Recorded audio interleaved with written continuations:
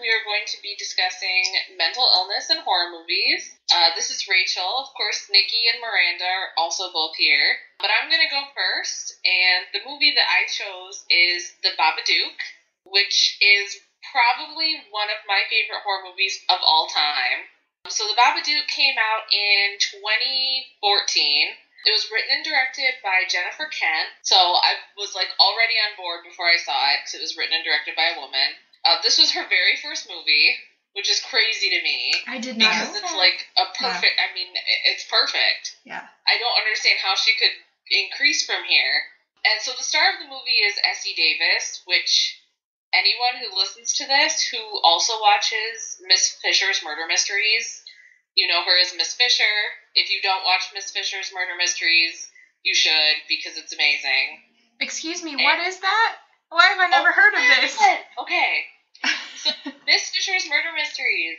She is a kind of low-level member of the aristocracy in Australia in the 1920s. She's single. She's in her 30s. She has no desire to get married. And she figures out that she loves solving mysteries, so she becomes a lady detective. And it is absurd. She's, pulling her, little pistol from her pocket and, running along a roof in, her kitten heels. I mean, it's ridiculous. It sounds like a new obsession has arisen. That sounds awesome. It's on Netflix. It is amazing. And it has, to me, the best will they, won't they sexual tension relationship that I have seen in a long, long, long time. Oh, it kills me.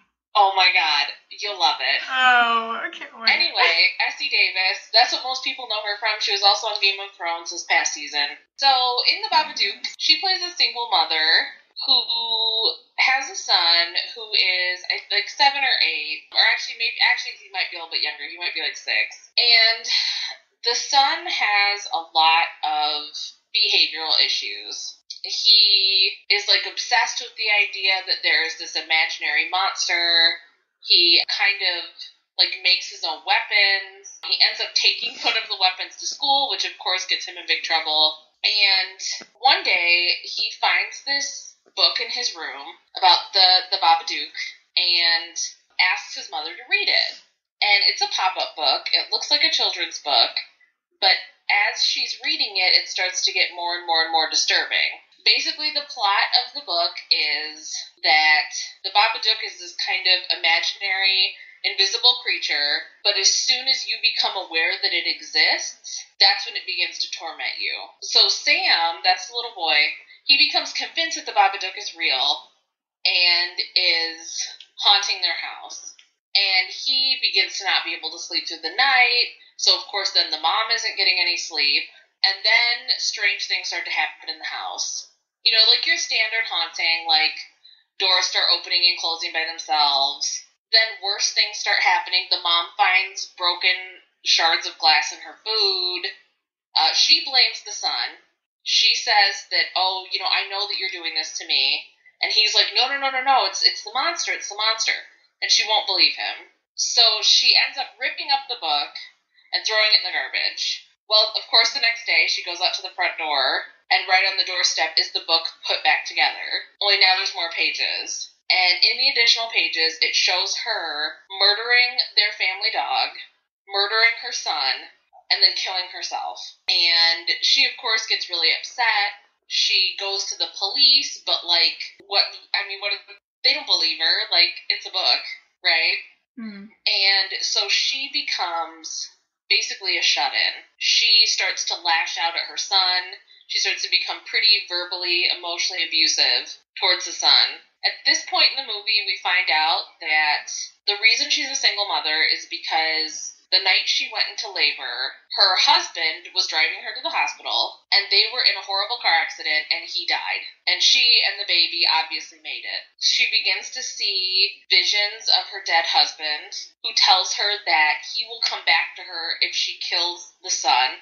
She freaks out and tries to get away, but ends up being possessed by the Babadook.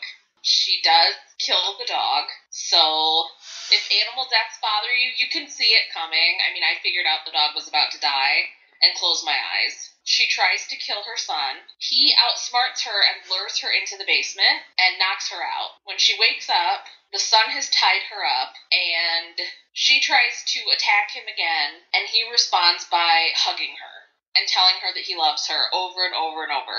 And that causes her to basically become unpossessed. She, like, vomits up some black ink, and that's the Babadook leaving her body. She ends up being forced by the monster to rewatch her husband die, and at that point, that's sort of what makes her snap, and she confronts it, and she chases it into the basement, and she locks it in the basement.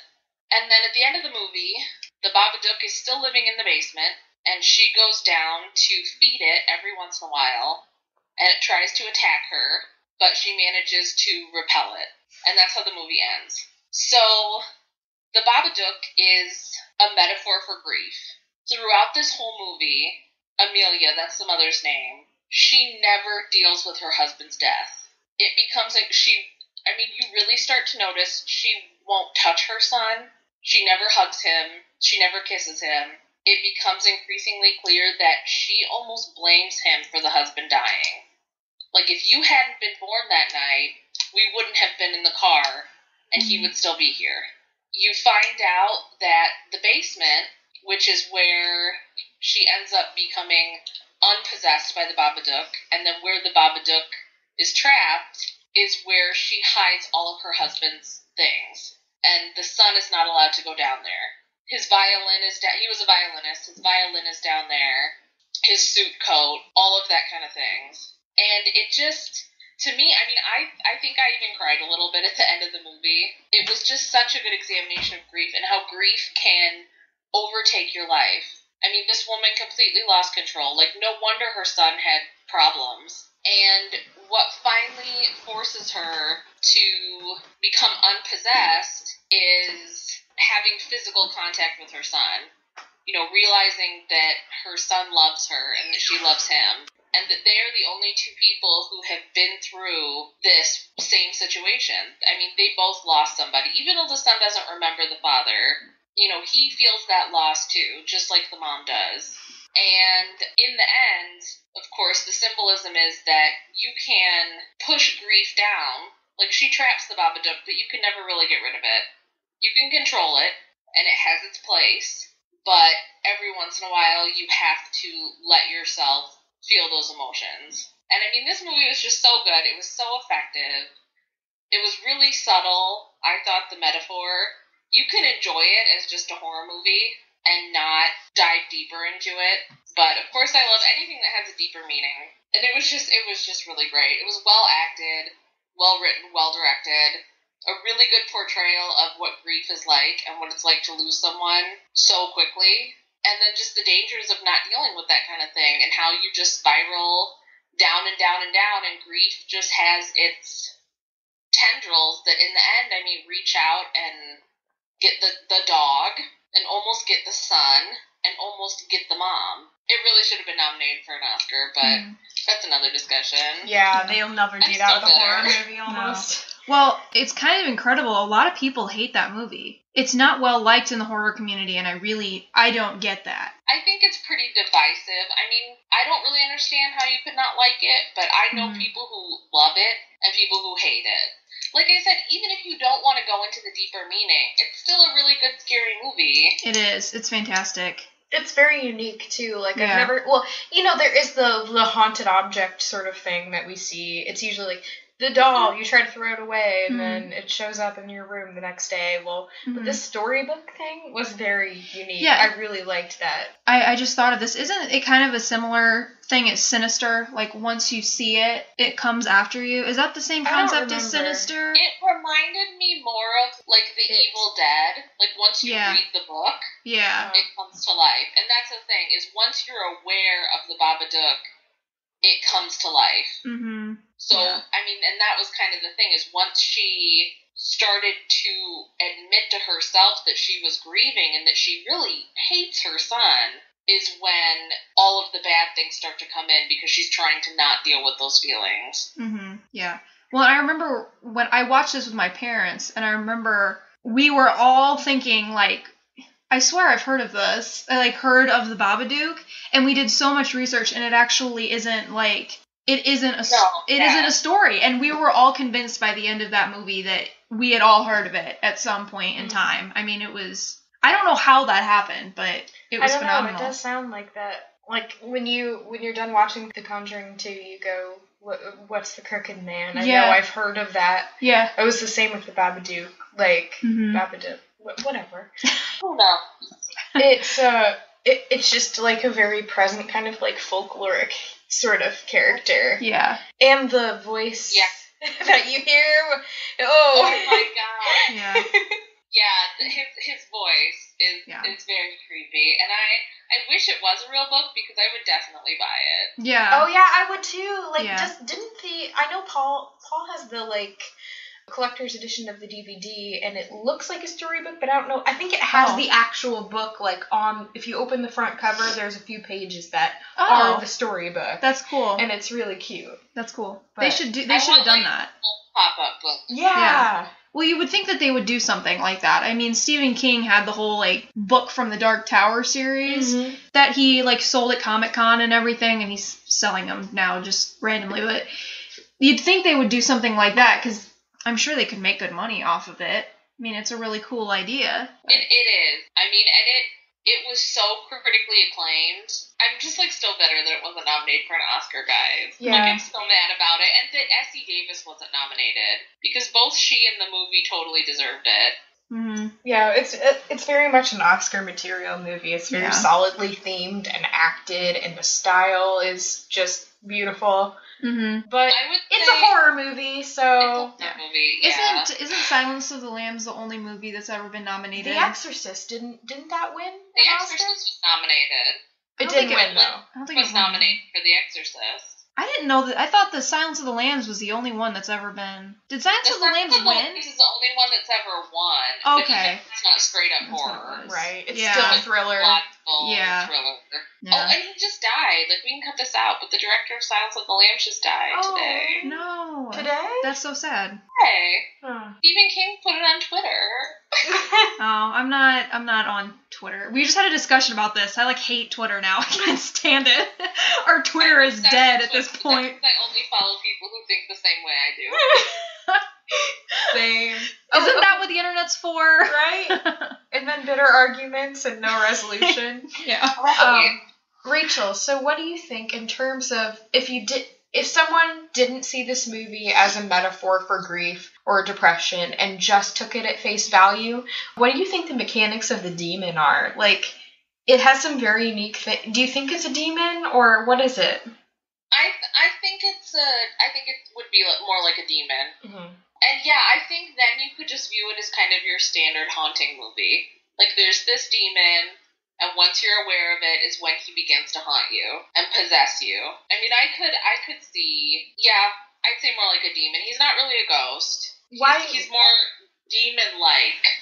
Do you think that he appeared to the mother in a storybook sort of way because of the connection with the child and the death of the husband? That's Yeah. Because that's the only time in the movie that you really see her spending what you could almost call quality time with her son is when she's reading him stories before bed. Mm-hmm. But even then, she's totally annoyed by his presence. Oh, yeah. I mean, she's kind of too. Over it. That was the thing about that movie is if there's a kid, I need to watch it again. I liked it, but I just haven't watched it in a while. If there's a kid in a movie that is being a brat, I cannot handle it. Oh, yeah. I just can't watch the movie. The Wild Things, where the Wild Things are. Yeah. I could not get through that because I was like, this kid. The movie? Yeah. The movie was terrible. Well, I got through about 15 to 20 minutes of it because the kid's behavior was just so appalling, and I was That's the one that's made by the child's book, right? The kids. Yeah. I love that book as a kid, and then I saw the movie, and the movie was just god awful. Yeah, Max is a wild thing, and he goes to where the wild things are, and in the book it's a little more subtle, but in the movie when you see the behavior come to life, you go, I don't see this kid deserving a grand adventure. I'm just... I have a total opposite reaction to that movie and to The Babadook in that, so for example, The Babadook, I mean, no wonder this kid's a brat. His mom won't even touch him. Right. Kids act out. I mean, and he might not even know why he's acting out. Mm-hmm. Mm-hmm. Yeah. He just knows that he's unhappy, and when he acts out, guess what? He gets mom's attention. Yeah, that's which true. is exactly what happens. And the same with where the wild things are. I mean, he's a kid, and kids throw fits, and kids can be brats, but that's because they're kids. I mean, and especially in the movie where they add the plot. I mean, in the book, I think he's just gets in trouble and has to go to his room or whatever. But in the movie, I mean, they add the plot with the parents are divorced and the mom's new boyfriend is over, and that's why he throws a fit. Yeah. I mean, a kid is... They don't have that same control of their emotions that adults have. Oh, yeah, you're totally can't right. help it. Yeah. And I think, like, and this is, like, so a while ago when I watched some of these things, so I probably, like, filtered out the actual reasons that the kid was doing the things that he was doing, and I just saw him as, like, naturally acting out because he could, and that seemed, I don't know. It seems like consistently it's just hard for me to watch. I don't know why. It's like a personal thing, but no. And the performance, I will say the performance by the little boy in this movie is really great, too. Oh, yeah. Like, he's amazing. And I don't know how old he was when he made this movie, but he's great. One thing is there's always such good performances by children in horror movies. Like, they pull off some things that they wouldn't be required to do in, like, a drama or a comedy or whatever. Like, they are pulling off some emotionally serious shit. And sometimes they maybe don't even understand fully what they're doing. But, like, I remember when... like, I don't really consider Interview with the Vampire a horror movie, but when Kirsten Dunst was Claudia when she was 10, she had these, like, beautifully poetic lines, and she pulled off being a 30-year-old in a 10-year-old's body so well. And she said in her interview, like, half the time I didn't even know what I was saying. Yeah. And just knowing that and seeing the performance, you're like, what the Yeah. Well, yeah, and and I also think of, I know we talk about The Exorcist a lot, but Linda Blair, I mean, I remember her doing interviews, and she, like you just said, she didn't, like, some of the words that she said she'd never even heard before, like the curse words that she was saying in the movie, and didn't she get whiplash from that movie? I think she got whiplash from the bed. Yeah, from, like, shaking back. Yeah. My God, she went through so much. Well, she ended up hospitalized, right? Because... Oh, I didn't know that. I knew that she had a lot of problems. Well, I didn't know she got hospitalized, but I know she wound up having a lot of I mean, she hates that franchise. But she had to come back for the TV series, of course. Make money off of it, but... That's really weird. I mean, she had a lot of problems, but I don't know if you could blame it on The Exorcist. Right, I think child stars have... Especially where she, peaked when she... Oh, this is so mean. Please cut this out. But she peaked when she was 12. Yeah. I mean, you get paid for an Oscar when you're 12, and then you never do anything else. Yeah, that's sad. Or anything else noteworthy, let's say, because, some people act when they're kids, and then they, leave the industry. They're like, I want to go be a doctor or something. She obviously continued to struggle. Well, she's apparently, like, when people meet her at conventions, she's, like, super rude, and she won't talk about The Exorcist. She'll basically just want to talk about her Foundation for Animals. Yeah, right. And she'll basically just tell people to, like, no, I'm not talking about it. I won't sign anything. But like I said, she came back for the show. And she went to a convention. I don't know. She talked about it on RuPaul's Drag Race when she was the guest judge. I didn't know she was on there. No, she did. She sure was the guest judge. I think it's definitely, like, a sensationalist thing to blame someone's problems on, like, a character they played. We saw this a lot with Heath Ledger after he died. It's because he played the Joker, and it really messed him up. And, I partly maybe, but also, like, he was sick and overworked himself. He's a drug addict, and that's what it was. And it was a combination of pain pills that he was taking. Not an overdose of pain pills, but a combination of them. But he would overwork himself, and he had pneumonia and back problems, and was taking all this stuff, and it's not good. And that's really probably what happened. It wasn't. I don't know. We just, we go after people's personal demons when they're celebrities. We really kind of latch onto that. Yeah. I mean, to me, with him, it was always more... I mean, clearly he was addicted to those pain pills. Oh, yeah. So it probably was an overdose, but it was accidental, obviously. It was not on purpose. Oh, no, it wasn't. For sure it wasn't. But I actually just saw, I think there's some documentary about him coming out, because I just saw a bunch of articles about his sister out saying how, like, it didn't have anything to do with the Joker, and, like, yeah, that's stupid. Yeah. Mm-hmm. Yeah, I did hear about that. But anyway, the Babadook. Okay, so. Watch it.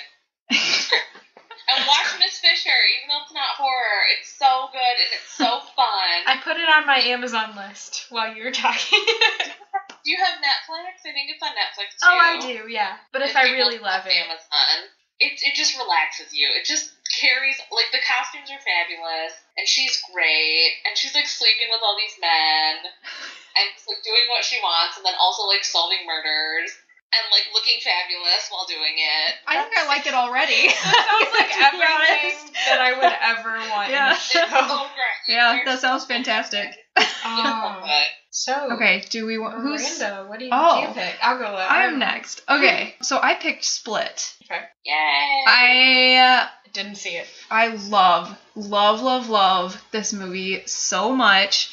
If you haven't seen Split yet, you have to go see it. I can't imagine anybody not liking it. It's just phenomenally done. You know, it's scary, it's sensitive to certain areas, it's extremely sad in some parts. I think they just nailed it. So it's about this man. We find out later his name's Kevin, so I'm just going to call him Kevin. But he has a mental disorder called dissociative identity disorder. Yes. So he has, oh my gosh, I want to say 27 personalities altogether. That might be slightly off. It's 20-something, somewhere in there. But we only meet, I want to say maybe 4 of them. So we learn that the main personality that lives in the light is named Barry. And Barry, you know, visits oh my gosh, I'm already saying his therapist. It gets confusing because they're all, like, so different. It starts off he's seeing his therapist and everything, and we know that he's kind of a fashion designer. He loves fashion, and we kind of learn that Barry is in the spotlight all the time. All of the other characteristics have been banned for the most part because Barry is just the one that can live more comfortably in society than the others can. The therapist notices that something's a little off with Barry by their second visit, and she's not sure what's going on. But eventually we see Kevin. Right now we just kind of know him as Kevin or Barry. He kidnaps 3 girls when they get into the car. He knocks out the father, and he kidnaps these 3 girls, and he traps them somewhere in a basement. We don't know for a long time where they are, but they're trapped in this basement. And basically we meet 3 new identities of Kevin, and the first is Dennis, and Dennis is a menace. He's bad. He's really bad. He's scary. He actually has obsessive compulsive disorder. He's very particular, and he also has certain, actually the way the therapist says it, he has proclivities for watching young girls dance naked. So it's kind of a scary thing for the girls whenever Dennis is around, because at first it seems like he is going to sexually assault them in some manner. It doesn't end up happening. But yeah, so the therapist does eventually figure out that this is actually Dennis, and Dennis has been faking as, like, pretending to be Barry. So it gets a little confusing at first, when you find out about this, that he's been pretending to be Barry. And Dennis in particular has been banned from the light because Dennis is very dangerous. Like I said, he likes to watch young girls dance naked. He's very violent. He's obsessive compulsive. And we also meet a woman identity named Patricia. And Patricia works with Dennis, and she's also been banned because she is extremely dangerous like Dennis as well. So we also meet this other identity. His name is Hedwig, and he is a very young boy. He's a child, and he's kind of becoming friends with one of the girls in particular. And Hedwig kind of says, everybody makes fun of me, and Mr. Dennis and Miss Patricia, they respect me and they like me. And so Hedwig is a big part of this whole scheme as well. So we find out Dennis and Patricia took the light because of Hedwig, actually, because Hedwig has the ability to take the light whenever he wants to. which isn't really discussed why he can do that, but he, for some reason, has the ability to come to the light whenever he wants. So Hedwig brings Dennis and Patricia out as well, and they are in control. And they also have been banned because they have the belief of the Beast. And the Beast is supposed to be this monstrous creature that is basically going to protect Kevin. They all say that they're there to protect Kevin. They all have different reasons that they're there to protect Kevin. And basically they have these beliefs about the Beast, and they've been scaring all of the other identities with the Beast, and Hedwig has facilitated this process of Dennis and Patricia, bringing about the Beast. And the whole idea with the Beast is that he eats the impure. It's kind of weird because it's not what you would expect. The impure in this movie are the people who haven't suffered, which is something that I really appreciated about the film, is that it brings to light the idea of the strength of people who have suffered. So the impure are really the people who have lived an easy life. And that's why 2 of these girls, at least, are taken, because they give off the appearance of being young, rich girls who seem to have an easy life. And I guess Dennis and Patricia have been watching them for a long time before they kidnap them. And there's one other girl there that they don't know about, that she wasn't supposed to be there, but she was there anyways. And she's kind of our main character. But yeah, so basically the Beast is just supposed to eat 2 of these girls. That's the whole reason that they're there. And Dennis keeps saying, I'm going to be good. I'm going to be good.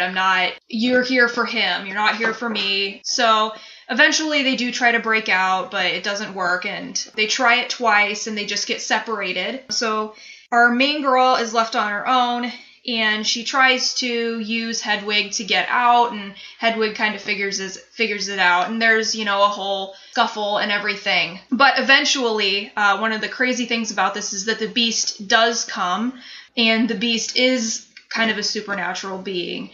It's very strange. I didn't see the movie going this way, but the Beast does come, and he is supernatural. He can climb walls, and he has skin that's unbreakable. It's like metal. It's very strange. Wait, is the Beast one of his personalities? Yes. But he doesn't. What? I mean, he's a human being. He I know. can't do that. I know. That's what's crazy about it. And like, Nicole. What? It said it's a horror movie, Nicole. Yeah. What the heck? I know, but I thought it was about a guy with DID.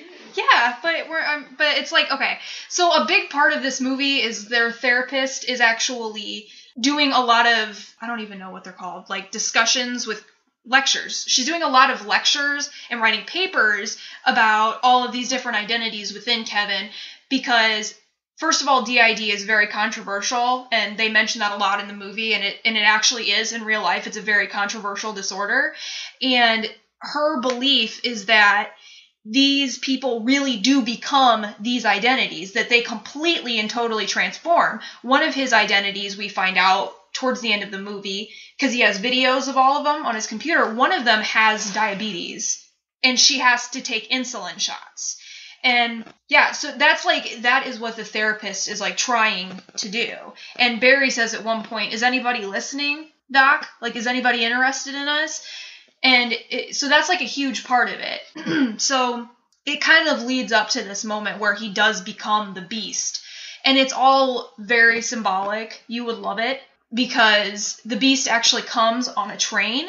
Dennis actually just kind of like walks onto a train and he becomes the Beast. But it's symbolic because Kevin's father actually left on a train, and he never saw his father again. So it's a very symbolic movie, but at the same time, it is also still a horror movie. So the Beast does come, and he shows up at this random building. We don't know until the very, very end where this building is at that Kevin is living in. And so the Beast comes, and it kills 2 of the girls. Our main girl does get out. She gets out of her room, at least, that she's been locked in, and she finds her friends, and they're dead. The Beast is in the process of eating one of them when she walks in. It's a very gory moment. Ooh. And she's still alive. That's she's worst. like, you see half of her body and she's like looking out at her, and and then you just see her body move back, and because he's eating her. Yeah, it's pretty gruesome. And so she's trying to get out and everything, and she later finds, the therapist had actually showed up. That's something that I left out. The therapist does show up and is talking to Kevin about all of it, and she finds out that the girls are there, and he kills her. When the beast comes, he kills her. He knocks her out, and then when the beast is there, he ends up killing her. And she writes down a note on a piece of paper just before she dies. And so this girl gets out, and she sees this note, and it basically just says, say his name, and then it has Kevin's full name written on the sheet of paper. That's the first time we learn Kevin's name, but it's his whole name written on the sheet of paper. And so she kind of turns around, and there he is. He's climbing the walls, which is a really fucking creepy moment. It's terrifying. I don't know. Like, this whole movie is just done so well. It's amazing.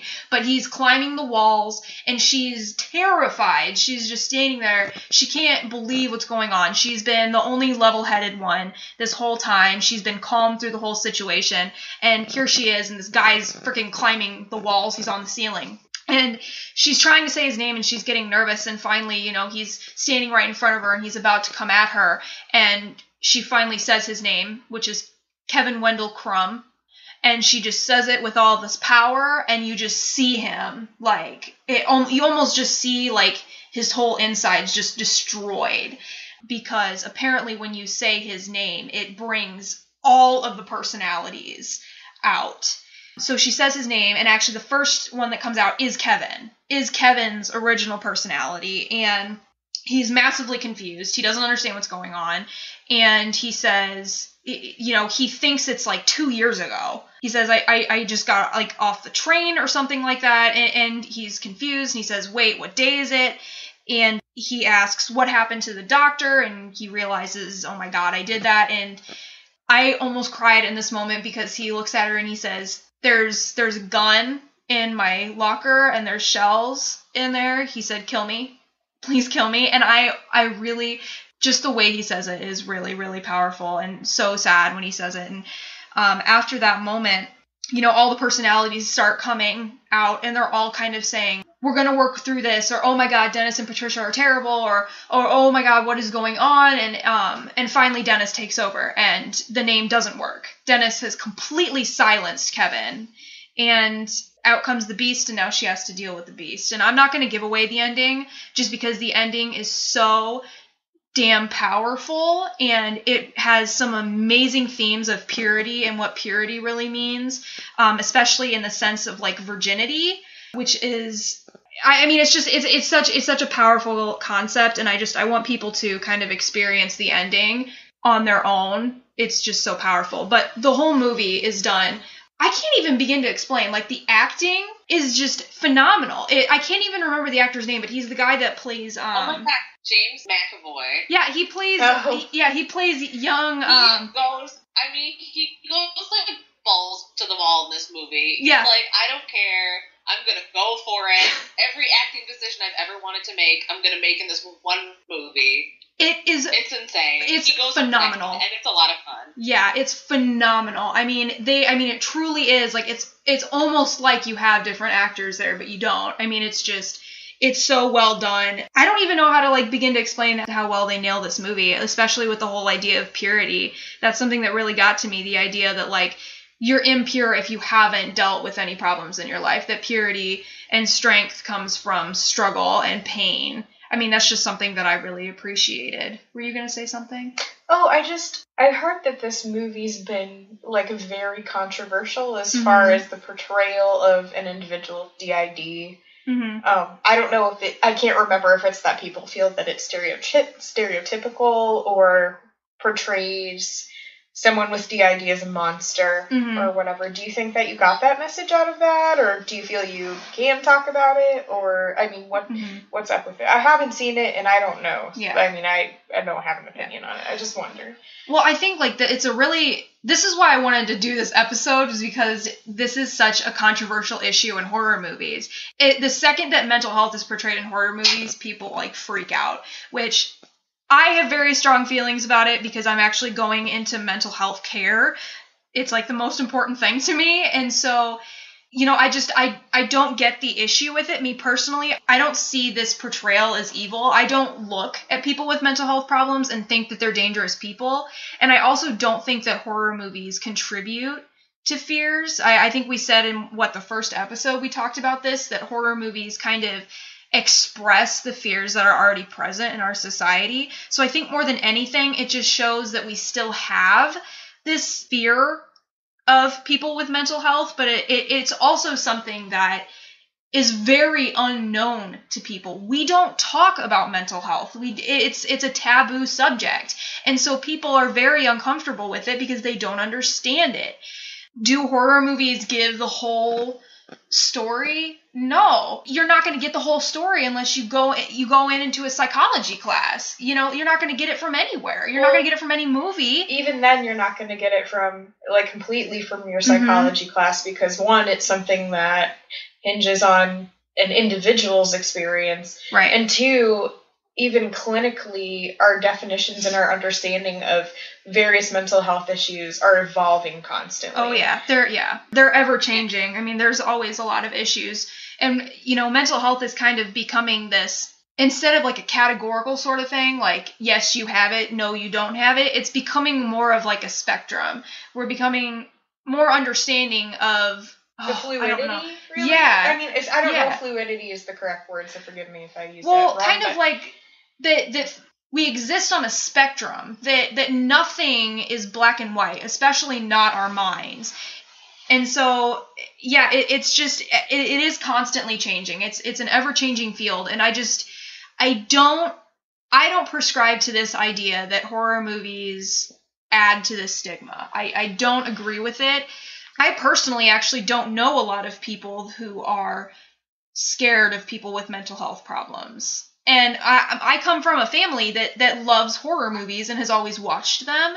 And my mom is very sensitive to mental health problems, just like I am. And so it's not something that we have ever gotten from the genre. And so I think that as a culture, we're getting much better with it. We're becoming more understanding. But I think more than anything, these movies just show us, we may have a little bit further to go. Yeah. Oh, we do. But yeah. I don't know. I mean, what do you think, Rachel? Sorry, that's what I was going to ask. No, I personally loved this movie. I mean, I thought it was a lot of fun. Mm-hmm. And especially, because I double won't ruin, the little tiny twist that's at the end. Yeah. That was, super fun. That you just have to see it. And, did it have to be there? No. Mm-hmm. But I really liked it. But with this movie especially, I can see where people got upset. I mean, I know someone, I won't say who, because I know that they listen to this and I don't want to embarrass them or air their dirty laundry, but I know someone who is very close, or at one time, is no longer close, but at one time was very, very close to someone who doctors suspected had DID. I don't believe she was ever actually diagnosed, but she had a lot of the symptoms. I think there was probably other things going on too, but anyway, she had some personality issues, and this person was very upset by this movie, did not find this movie to be entertaining, found it to be extremely offensive, extremely upsetting, didn't even finish watching it. They were so upset because they said the person that they knew was not necessarily a bad person, but was just someone who had a lot of personal demons, and they felt like all this movie did, and I can kind of see this point of view, was make these people seem like, wow, they really are freaks. Someone with this illness, I mean, there's no hope for these people, and so, why are they even around? Mm-hmm. Right. And I can see that. I mean, yeah. I can see that. I can see how people, like Miranda said, we've come a long way with mental illness. I mean, people are much more understanding than they used to be. Mm-hmm. I mean, no one's performing lobotomies and stuff anymore, but people are still scared of people who have, especially a psychotic illness, schizophrenia, or any kind of delusions, or DID, anything like that. That's scary to people, and I can see both. I mean, on one hand, I love this movie, and it was super fun, and James McAvoy just was amazing in it. I mean, he just went all out. Yeah. But on the other hand, I can see where people would say, okay, so maybe this isn't making people think less of people with mental illness, but how is this making the situation better? Mm-hmm. Like, aren't piling on people who are already kind of crapped all over? So I can see it. I mean, I can see both sides of the coin. And I understand, like, where people are coming from with stuff like this, and I totally understand that perspective. My only issue with it is that horror movies are kind of just what they're built on. I think they're going to step on people's toes no matter what. Of course. Yeah. And so it's kind of... For me, it's kind of like, it's hard, because I don't like to see people hurt, but at the same time, this is a genre where it's like, it pokes at everything. I mean, nothing, absolutely nothing is safe. And I totally understand that perspective. And I think, you know, I do think it's terrible that, or the people are treated the way they are when they have mental health problems. I can't tell you how many times I have to, like, argue with people about schizophrenia and how... So many people with schizophrenia live normal lives, and you would never guess. You know, you'd never guess that they have it. Or personality disorders, even. I mean, there are tons of people with personality disorders who live completely normal lives, and you'd never guess it. And I can totally understand that perspective. I just think that as a genre, it's inherently kind of difficult to stay away from that sort of stuff, you know? I think that I'm increasingly seeing people who are all attempting to be sensitive on different sides of how to be sensitive about the issue, or whether or not we need to be sensitive about the issue. And so people, instead of just trying to hold two ideas or listen to the other side or whatever, when people actually have good intentions, they just end up yelling at the other person. And then it shuts people off from each other who could have otherwise been allies toward a cause. Because there's just so many issues that we're grappling with as progressive people that we don't know how to handle together yet. Because we can't talk civilly about it. Right. And I think that's a problem. And I think one of the reasons I wanted to start this podcast was because I knew that all three of us may have different opinions about how sensitive we need to be, or what is an issue and what isn't, or we may also hold two ideas, but we're never going to just outright yell at each other and say, you're not being politically correct. Like, and that's the way that shit gets done, is people who are generally on the same side, who may have different opinions, having a real fucking discussion about what needs to be done, and being considerate is just taking in all of it, you know? Yeah, and it's definitely a huge issue right now. I mean, on both sides of the spectrum, you know, you just see, there are, like you said, there are no civil conversations anymore, especially, I'm sorry, I'm a defender of the millennials, but this is a huge issue with millennials. We don't want to talk to each other civilly, and I'm really getting sick of it. And that's something that I do appreciate about this podcast, is that we do talk about things civilly. Yeah, we can, and we might not agree, but, like, it's an issue on, there's a true crime group that I'm in, where there's so many little things that are people who have split up because, there's people who are saying true crime is political, there's people who are saying true crime is not political, so leave that shit out of here, and then there's people who are saying, you can't use this word because it's demeaning, and then people saying, what do you mean? Why is this word wrong that we can't use it? And it's just a clusterfuck. Yeah, it is. No one is getting anything done. Yeah. No one is having a good conversation that is productive. And it sucks. It really sucks. Yeah. I think that some of that, I mean, the frustration lies in people who especially are from these marginalized groups feeling like, why should I have to explain all of this to you? Don't you have Google? Can't you figure out why you can't use this word? Like, it shouldn't be their job to explain why that's not okay. Oh, absolutely. But, I mean, for example, this one thing it wasn't people of marginalized groups doing it. It was a bunch of white girls going, this is why we can't use the word hobo.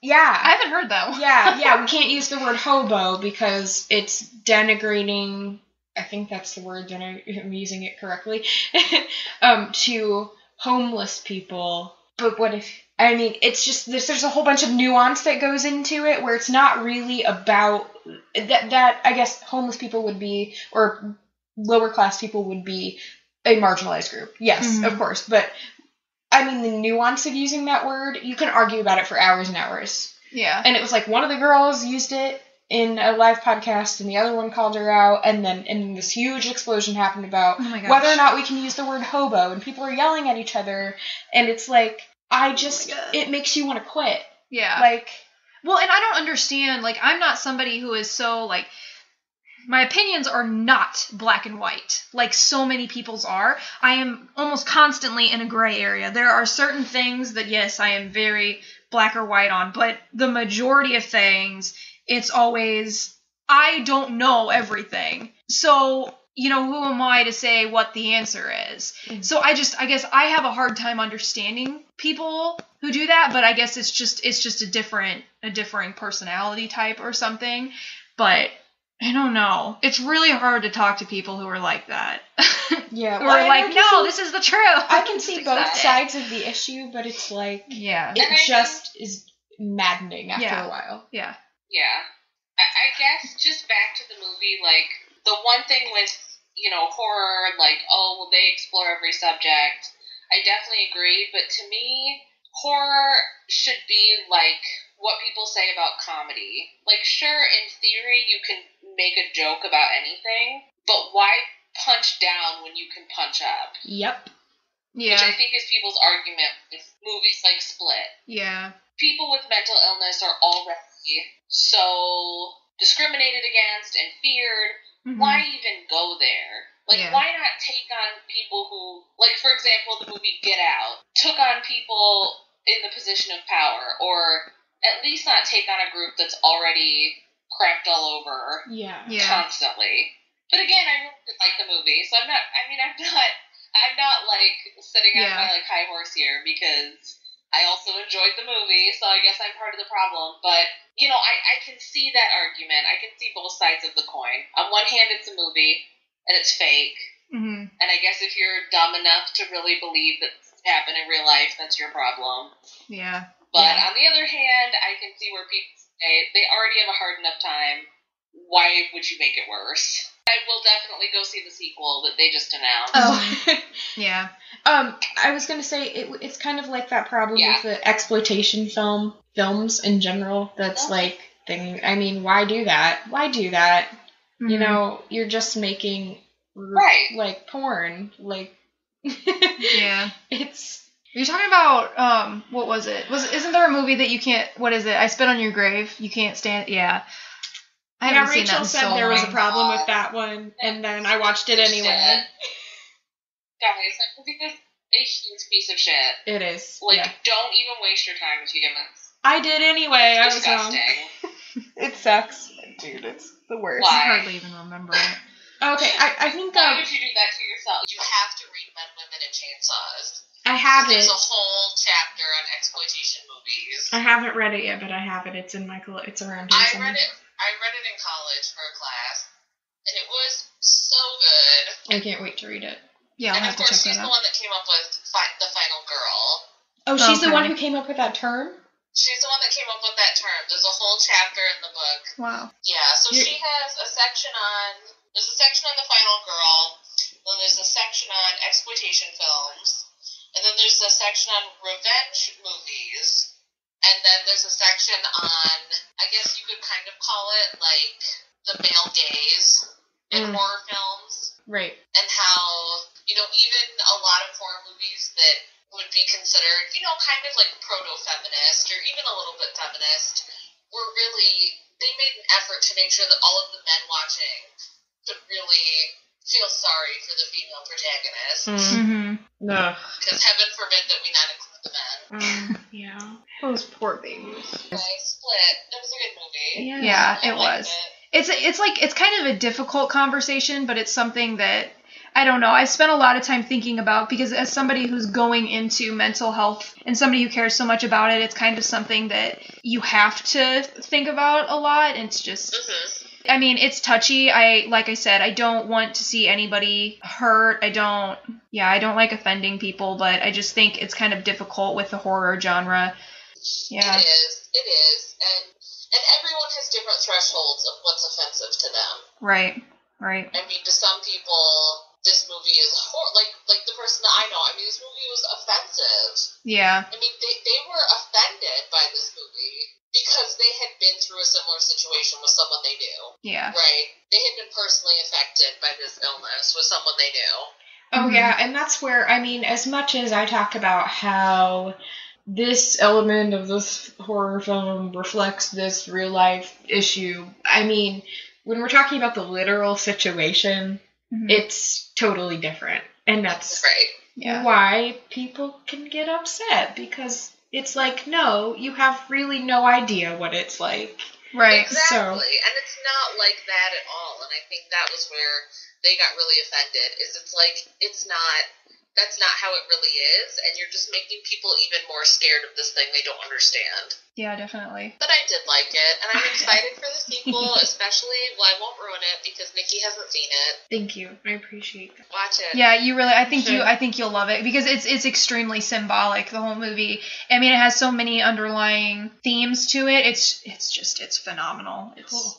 I love it. To my list. So I just realized the movie that I picked, I don't remember half of these things. There's like a whole subplot in it that I forgot about, and now I'm reading about it on Wikipedia, and I'm like, where did this come from? So, this is going to be interesting. So I wanted to talk about the Taking of Deborah Logan, which was, I think, came out, that was 2014. That was a few years ago, though. But it recently was up on Netflix, and everybody watched it then. And now you can't get the DVD. Except if you want to pay $40 for it for some reason. Just saying. And it's about this woman with Alzheimer's, which is a formally recognized mental illness. And this grad student is doing her thesis on Alzheimer's and is kind of filming a documentary about the disease, just basically following this woman and I think it's her daughter, right? Yeah, her daughter, who are living together and basically trying to film the deterioration of this woman. It's actually very sad. Then the woman starts kind of exhibiting these behaviors that don't seem congruous with Alzheimer's.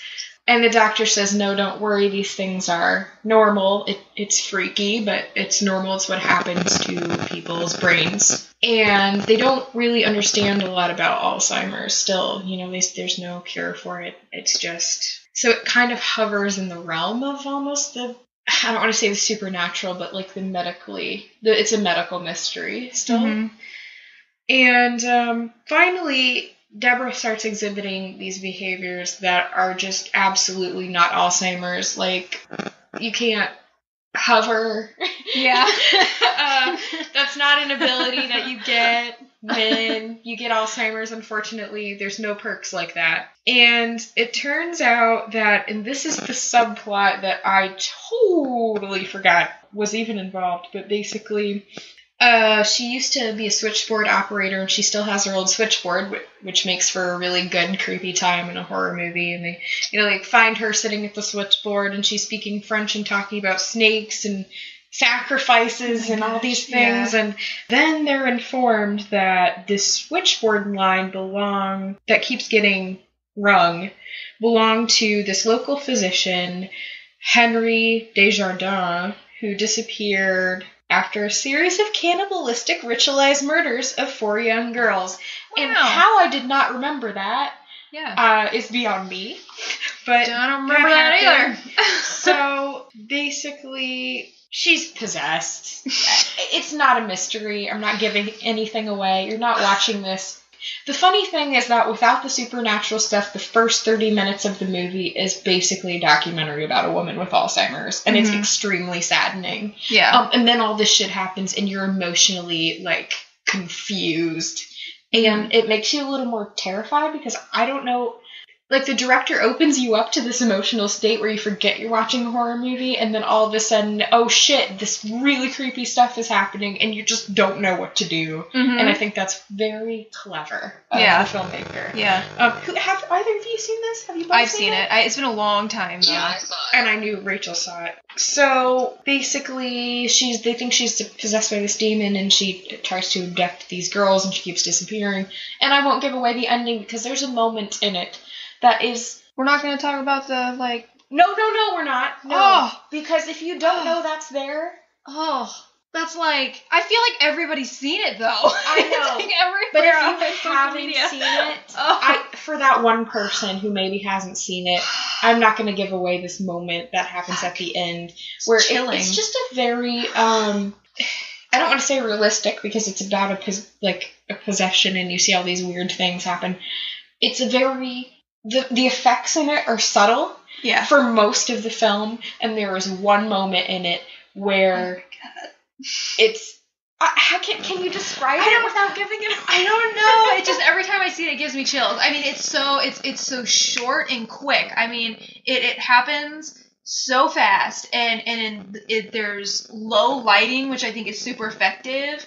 It's just extremely well shot and well done, and fuck, I mean, it's still, like, it gives me chills just thinking about it. I mean, this is just this extremely bizarre moment that takes you by surprise, and I'll never get the image out of my mind. No. So I actually don't even remember how the movie ends, so I'm going to leave it at that. But,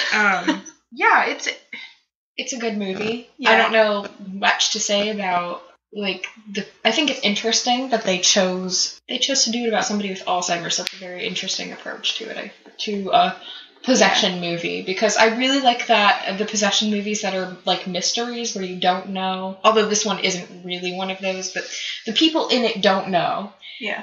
They always think it's some sort of medical thing, and I really enjoy that mystery element. Mm-hmm. So I liked that, kind of like the exorcism of Emily Rose, which I brought up when we decided to do this episode, because a lot of it is the court proceedings, because this priest is being tried for the negligent death of this young woman during an exorcism, and they said that she was epileptic, but he allowed her not to take the epilepsy medication, and she therefore died of a seizure or something like that. And the whole way it played out as a court proceeding was really interesting to me. So that's kind of part of... Well, didn't the last exorcism kind of play on this idea too? Because it was a young girl who he believed... I think in the end she actually was possessed, but this guy... Have you seen it? I haven't. It was so long ago, but it was found footage movie, I believe. Yeah. And this priest who doesn't believe... Was it a priest? He was really a priest. I think he might have been a fake. I can't remember if he was a priest, but I think he was a licensed exorcist who basically went around and debunked exorcisms. Basically, he was like, he faked them, kind of. He would rig up wires and say, he would do the whole thing. Did he debunk it? Or did he have the satisfaction of debunking it? Or did he just take the money from families who were gullible? I think he was faking them. I think that's what he did. Well, he was faking them, but I'm saying, did he reveal then at the end that, I don't think so. This was all a joke? Or no, I don't think he did, because he was... I remember him being portrayed as a total scumbag the whole time. Yeah. No, I think that he was taking the money and people making him believe. But that kind of reminds me of that too, because I can't remember if he said that she was like, did he make the assumption that she was like molested by her father or something like that? Yeah, because she was pregnant. Oh yeah. And he believes that her father is the father, or maybe her brother. There's a father and a brother. Yeah. He believes that one of them is I can't remember which, but one of them is probably the father of the baby. Yeah. Because she has, like, all the symptoms of being, like, sexually abused. Right. Oh, and I just wanted to say, I go to a Catholic university, literally just for a scholarship. It's not fantastic, but I have to take a theology class, and my theology professor brought up this movie because it was... I'm sorry, do you mean a theology class, or do you mean a class about Catholicism? Well, it's actually called Reconciliation and Peace Building. About Catholicism. We haven't done anything.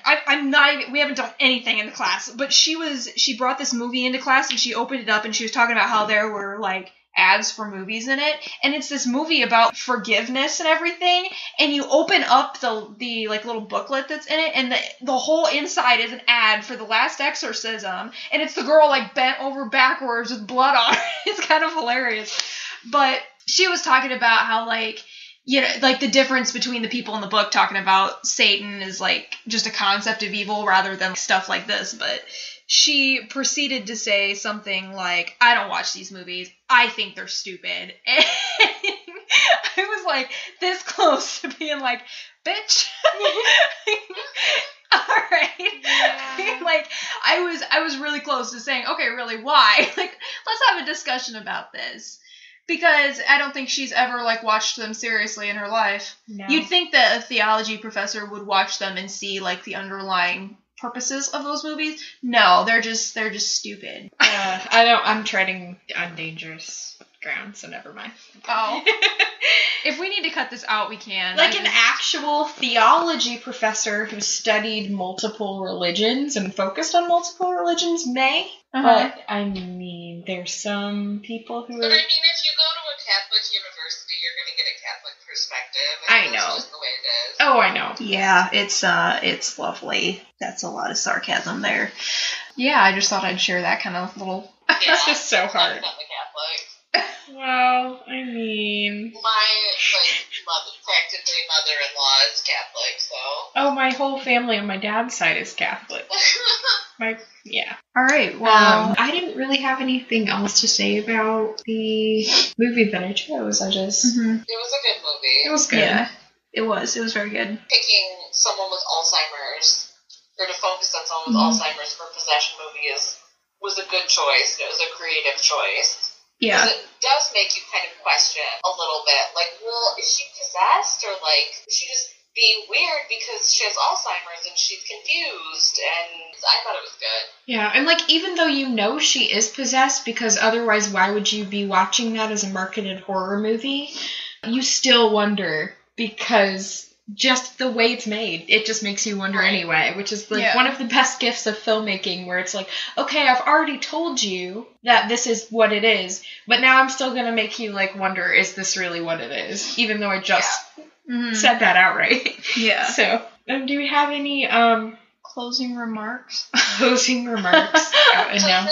I have a brief one. So a recommendation, I did see in advance, they did a free screening here in Chicago, and somehow a friend of mine left in the tickets. So I did see the first 2 episodes of The Handmaid's Tale, which is going to be on Hulu. The first episode's out today, so if you have Hulu, watch it. I assume the episodes will be coming out every Wednesday. It's amazing. It is well done, well acted. I almost think it counts as horror, especially considering what we're living in right now, let's say. It's great. It's highly, highly, highly recommended. Even if you haven't read the book, it's a really good adaptation. So far, I think you can enjoy it without having read the book, because so far they've done a really good job at getting a lot. I mean, it's the book on screen, basically, so far. I mean, the way you picture it in your head is what's on the screen. So watch it, but also seriously read the book, because...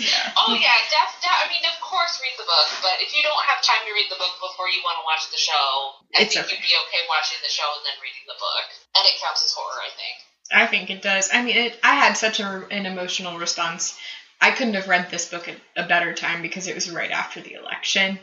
And I had a very emotional response to it. It horrified me. Like, it made me feel just terrible. And it was things I was already so aware of, but it just, the fact that it was written over 30 years ago. It's still relevant. Yep. Yeah. And I read it, maybe like 6 or 7 years ago, and loved it at the time, but it was one of those books that just depressed me so much when it was over. Oh, no. Like, I found the ending to be really sad. I hate sad stuff. Yeah. I don't know if I ever want to read it again, but I'm enjoying the show. Yeah. If you're somebody who needs resolution, don't read Margaret Atwood. She doesn't care about you.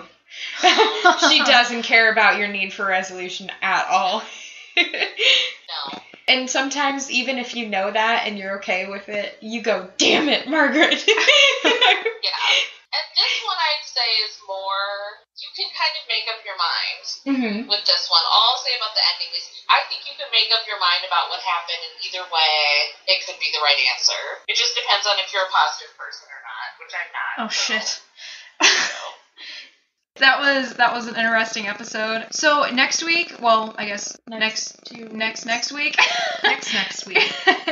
We are going to be talking about urban legends surrounding cemeteries. So that's going to be interesting, pretty creepy. I don't really know any, so I'm going to have to do a little research, but it's going to be another creepy episode. Yeah, make sure you follow us on all of our social media. We're on YouTube, SoundCloud, Twitter, Facebook, Tumblr. Oh my god. Pinterest. We're on, what's it called now? What did I put us on? I put Instagram. We're on TuneIn Radio now. We just did that. We're on Google Play, iTunes. Please make sure you rate, review, and subscribe to us on iTunes. It's the best way to support us. And let us know what you think about the episode. We're really interested in hearing what you guys think about how mental illness is approached in horror movies. If you have some sort of long message you want to send to us, you can always email us at qotdpodcast@gmail. Oh no, is it just QOTD? Yeah. Or is it? No, it's QOTD podcast. Yeah, QOTDpodcast@gmail.com. Or you can send us a message on Facebook or on Twitter. Either way, we really want to hear from you guys and see what you think, or if there are any other movies or shows that you think do a good job of expressing mental illness as well. I think that's it. All right, sweet dreams, everybody. And go for the eyes. And don't forget to go for the eyes.